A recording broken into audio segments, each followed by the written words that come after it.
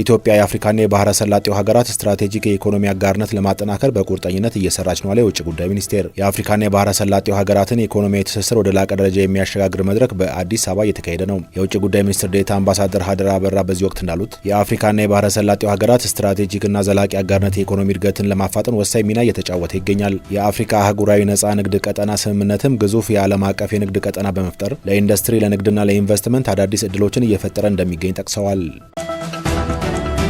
ህገወጡ የህወሓት ቡድን በትግራይ ክልል መኖር የማያስችል ስርዓት አልበኝነት ፈጥሯል አሉ የስምረት ዲሞክራሲያዊ ፓርቲ ምክትል ፕሬዚዳንት ሀፍቱ ኪሮስ። በአሁኑ ወቅት ህገወጡ የህወሓት ቡድን የክልሉን ወጣቶች ለሌላ አሳልፈው መሸጥን ጨምሮ የግዳጅ ወታደራዊ አፈሳ በማካሄድ ከፍተኛ ግፍና መከራ እያደረሰ መሆኑን አብራርተዋል። ህገወጥ ቡድኑ በፈጠረው ስርዓት አልበኝነት በክልሉ ወጣቶች ላይ ኢሰብአዊ ተግባራት እየፈጸመና በግዳጅ አፈሳ እያከናወነ መሆኑን እወቁ ብለዋል።